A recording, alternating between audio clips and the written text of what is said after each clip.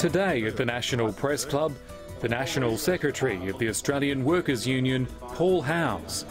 A unionist for his working life, he'll discuss what he calls the industrial seesaw and how to get off it. From the National Press Club in Canberra, Paul Howes.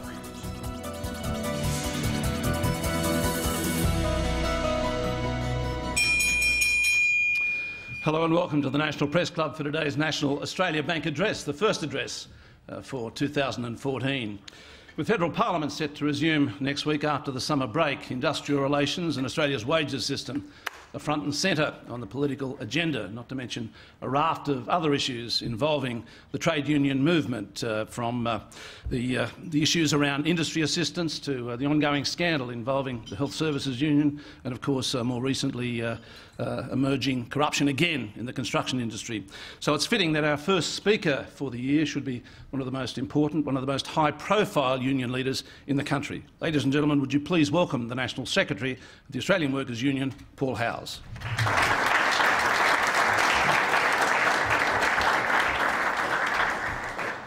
Good afternoon. Thank you, Laurie, and I appreciate the invitation to be back here at the National Press Club.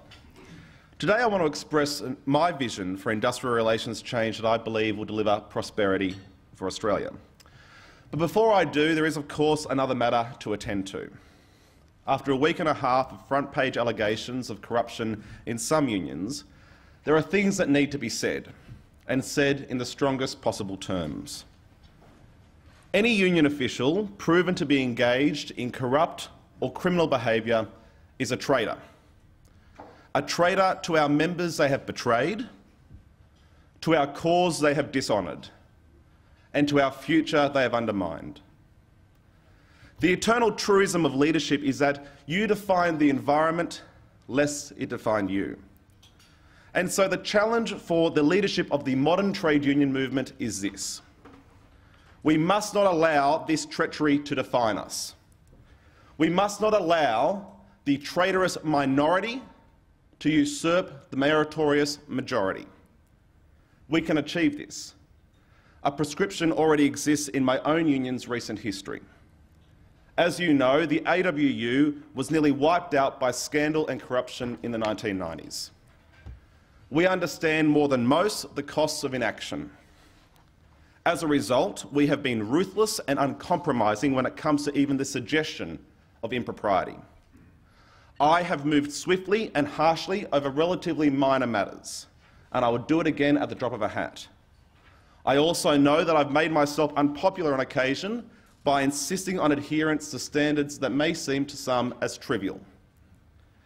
Yet the point isn't the compliance detail itself, but the culture that it creates.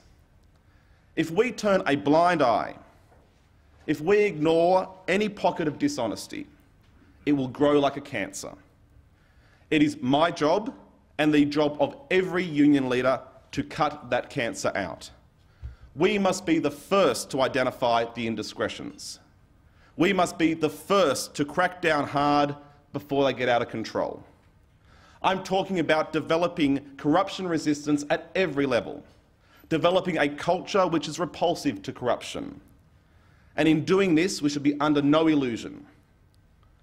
Those who act dishonestly from within the union movement are worse than any crook boss. They are wearing the badge of our movement and exploiting it for their own personal agendas. When that agenda is basic theft, it is a disgrace, and we should have no sympathy for those criminals. And when that agenda is playing out some sort of immature, Sopranos-style tough guy fantasy, that is just as bad.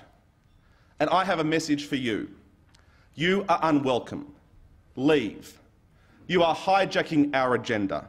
You are undermining the interests of 2 million hard-working, decent men and women who simply believe in the fair go and believe that we all have the rights to share in the spoils that our nation has honestly earned, that wealth for toil that our national anthem promises.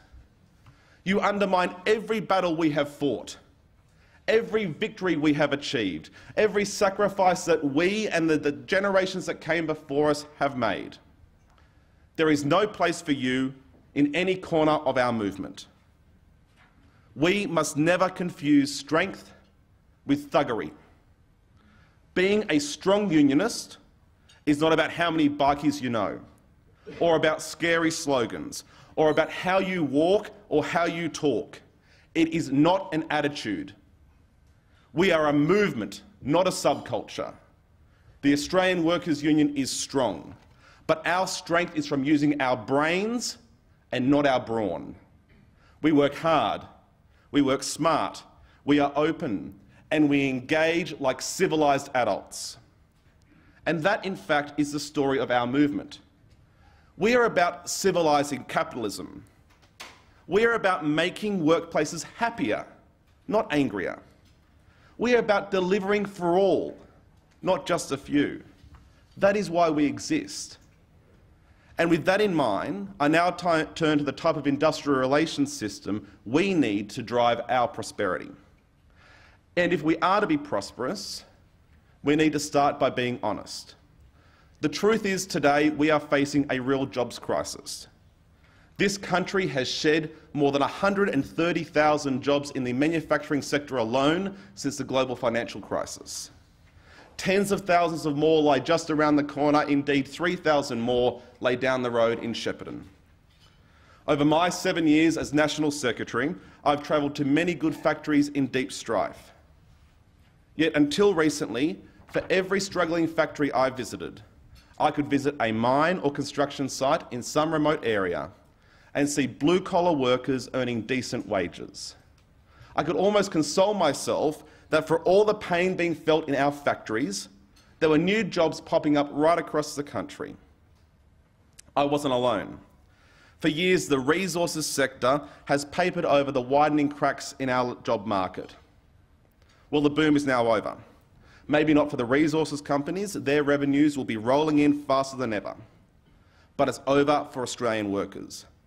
The construction phase in the resources sector is ending, and employment is drying up right across the sector. There is nowhere to hide. So as 2014 dawns, we as a nation should ask ourselves this question. Why have we slipped down the pole to the 21st spot in the World Economic Forum's rankings on global competitiveness? Why are our key industries in the doldrums? Why can't we be at the top with other nations? Some will tell you that our industrial relations system is dragging us down. And I won't be popular amongst my friends in the Labor movement for saying this, but I agree. However, I don't want to call the lawyers in so they can start pulling apart the legislation. The golden key to our productivity and to our competitiveness is not another work choices or indeed another Fair Work Act. We need to step back and recognise a pattern, a concerning pattern. It's the seesaw pattern of industrial relations in this country. We're not being dragged down by the detail of any particular raft of industrial relations legislation. Australia is being dragged down because we've had far too many of them. I first became a union official in 1998. Since then, I have operated under 8 significantly different industrial relations frameworks. The New South Wales Industrial Relations Act of 1996, the Federal Workplace Relations Act of 1996, significant changes to that Act in 1999 and 2001, Work Choices in 2005, Work Choices Mark II in 2007, the Fair Work Act of 2009 and the Fair Work Amendment Act of 2012. It's little wonder that the partners at Freehills and the partners at Slater and Gordon are doing so well. Labour market policy is a core pillar of our national economy. It is as critical as monetary policy and trade policy. When a company hires new employees, this is every bit as important as when it decides to borrow capital. Yet, can you imagine what would happen if other key pillars of economic policy were being knocked down and rebuilt so often? Imagine re-regulating the interest rates regime on a 3-year election cycle. Can you picture what that would do to business and household confidence? It would create disastrous instability. We'd all be crying out for it to end. And yet we seem to accept that industrial relations can be treated like a backyard game of totem tennis. We are always urging our local enterprises to plan for the long term, but that's near impossible when you don't know what rules you'll be playing under. This culture of perpetual instability means that unions and business believe, quite reasonably, that you don't need to cooperate today because we'll be able to rewrite the rules tomorrow. As a result, both sides engage in wild, overblown claims about how disastrous the legislation of the day is. Business senses an opportunity every time the coalition takes office to shift all the rules in its favour. Unions do the same when Labor gets in. And ultimately, no one gets anywhere. It's little wonder then that the World Economic Forum ranks us as 103rd in the world. 103rd in the world when it comes to cooperation in workplace relations. We have created a hyper-adversarial culture. We have created industrial relations as a blood sport. Everything is perpetually up for grabs. And so the micro is exaggerated to the macro. Pragmatic issues of detail mutate into grand ideological battles. A certain industry or sector may have an issue, say, with a specific penalty applying to a specific holiday. And suddenly, we're having a bruising national debate about whether the penalty rate should exist at all. We're battling over a fundamental issue of principle that both sides should have been settled on long ago. Instead, one side is always being egged on to overreach. Inevitably, they do. And in doing so, they alienate a big chunk of the public. This, of course, is our cue to counterpunch. For us to stand on podiums like this and say, work choices, work choices, work choices. Then they will run some grainy black and white ads of bikies in dress shops and footage of Craig Thompson with ominous music and grey overtones, and round and round and round we go. It's just a little bit predictable. Other nations have worked out how to get off this mindless seesaw. And as we carry on, they will use their relative workplace harmony to foster greater collaboration and skip out further ahead of us. It's destructive, it's irrational, and it's unsustainable for our future prosperity. And so to the hard part, what to do? Well, for starters, we need a circuit breaker. And again, the past offers some useful instruction. It's become very fashionable of late to praise the Accord of some 30 years ago. Even those who railed against it at the time now acknowledge it as the critical turning point in the nation's economic history. And despite all the reasonable compromise hammered out between unions and business, the most notable attribute of the Accord was not its conditions, but the stability that it provided where once there had been chaos. Suddenly, the economy could move forward again with confidence, because players could actually see the path ahead of them and count on it not taking an unforeseen turn. Of course, the scene has moved on considerably since the 1980s. An accord anything like that would be impossible today. But I believe we can invoke the same spirit. I think we must draw the key industrial players together to form a new form of stability. A grand compact is not just possible, it's desperately needed. A grand compact in which business, unions and government all work out a deal that we all agree to live with for the long haul. A grand compact in which unions, business and government create an industrial engagement pursuant to agreed national goals. An industrial engagement that is a key organising imperative provides certainty, not for 3 years, not for 4 or 5, but on 10, 15 and 20-year horizons. A grand compact that generates certainty and thus confidence, that values long-term planning, that establishes investing in a workforce as a virtue, not a cost, where productivity is a shared responsibility and not someone else's job, where on-the-job training and development and career planning are the norm, where making a concession in the name of achieving the collective goals is a sign of strength and not weakness, where change is used to present more opportunity than threat. Broad strokes, sure, but what I'm talking about is a profound attitudinal shift, and that doesn't start with detail. It starts with goals and with values. And it must start with fundamentally reappraising what the role of government is on industrial relations. I don't think I'm alone when I say I have felt decidedly uncomfortable watching government hectoring and lecturing some of Australia's most respected and accomplished business leaders about how they should manage. And I've felt uncomfortable watching them lecture workers about what they should accept as a fair deal. I'm something of a libertarian in this department. I believe politicians, most of whom have very limited experience in business, have no place prodding and advising and bullying from the sidelines. And putting general principle aside, the fact is this approach simply won't work. A bitter, all-out war between Labor and capital will not end with productivity gains. The federal government needs to realise that its primary role is to actually take a few steps back and to use that perspective to start fostering harmony and cooperation. Now, I don't think for a second that a grand compact would be easy to achieve, but the benefit would be so immense that it's worth pursuing with vigour and persistence. This would not be the first time that all the key players sat around the table to share views on industrial relations legislation. That's exactly what was attempted with the Fair Work Act. But the difference with the Fair Work Act was that it was a direct reaction to work choices. It was born of a mandate which had delivered Labor government for the first time in 11 years. It was a child of the seesaw. Don't get me wrong, it is a fine piece of legislation that I support. But it's fair to say that although business was handed a number of key concessions, they accepted the New Deal through gritted teeth. In retrospect, it is clear that genuine consensus had not been achieved.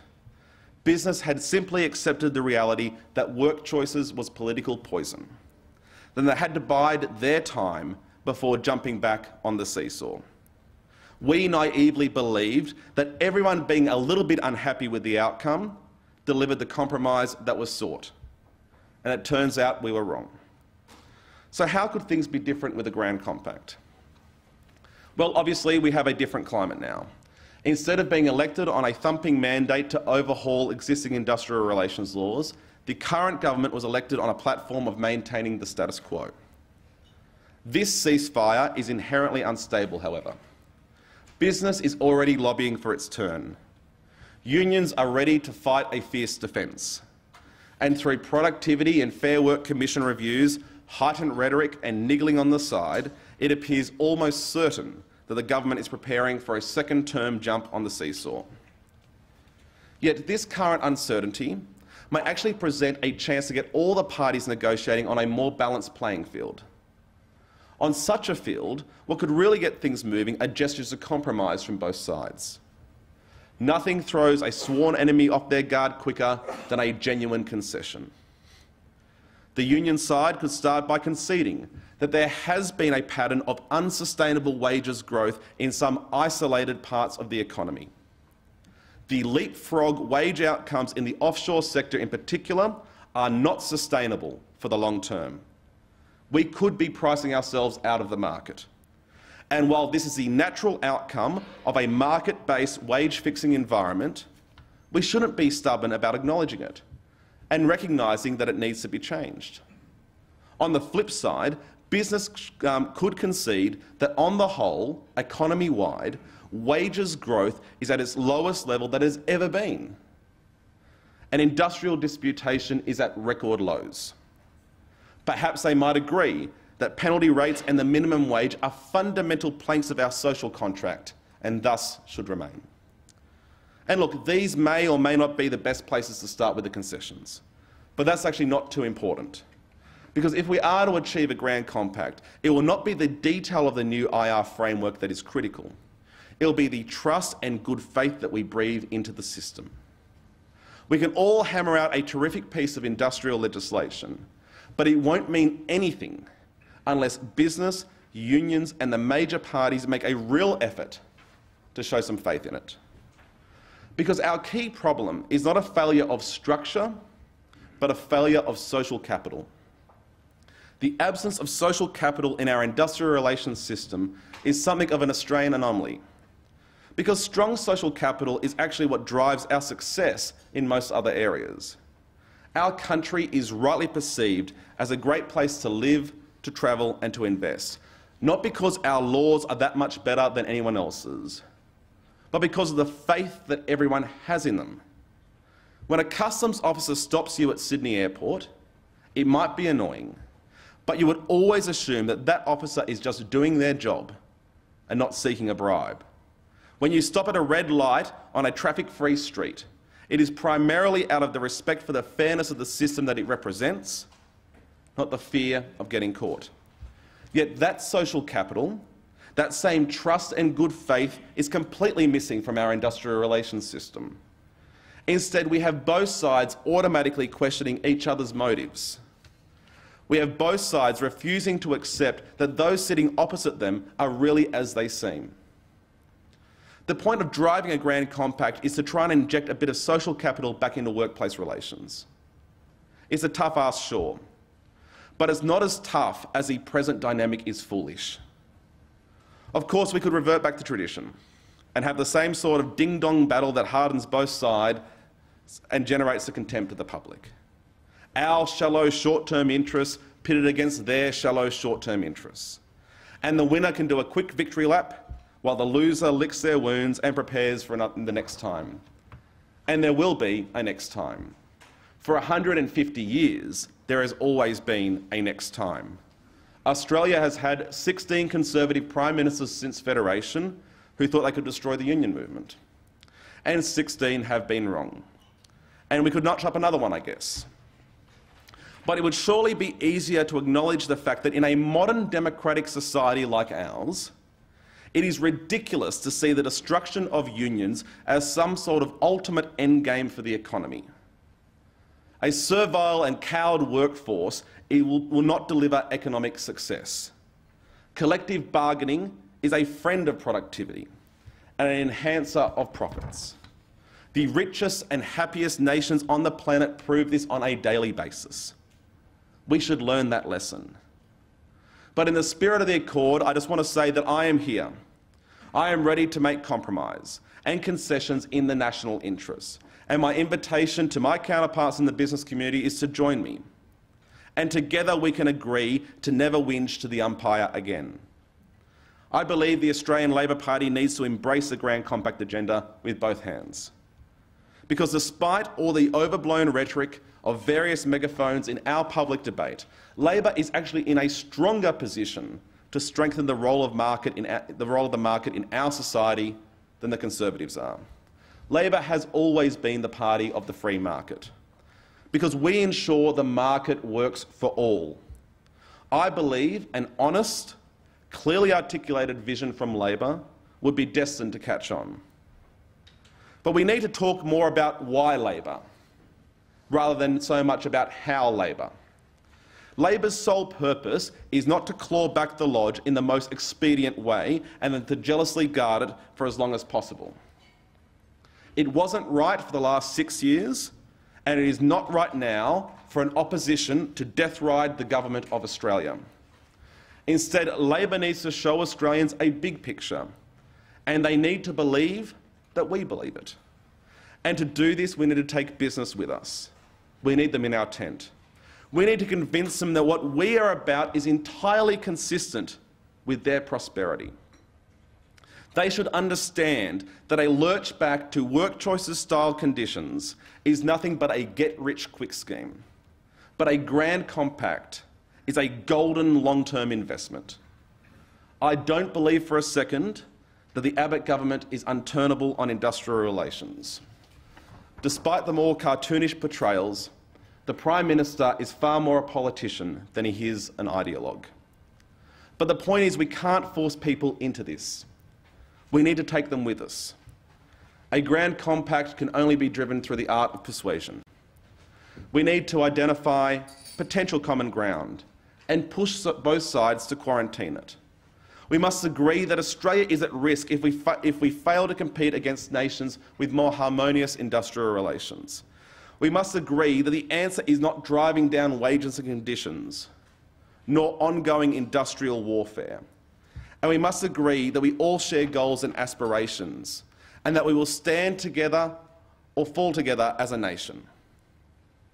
To my friends in the union movement, I say this: every worker needs a successful company. To the business community, I say this: no company is successful without an energised, engaged and motivated workforce. And to the Parliament of Australia, I say this: get us off this seesaw. Industrial relations is not turn-based. The national economy is too important. Give us the certainty that we so desperately need. Thank you.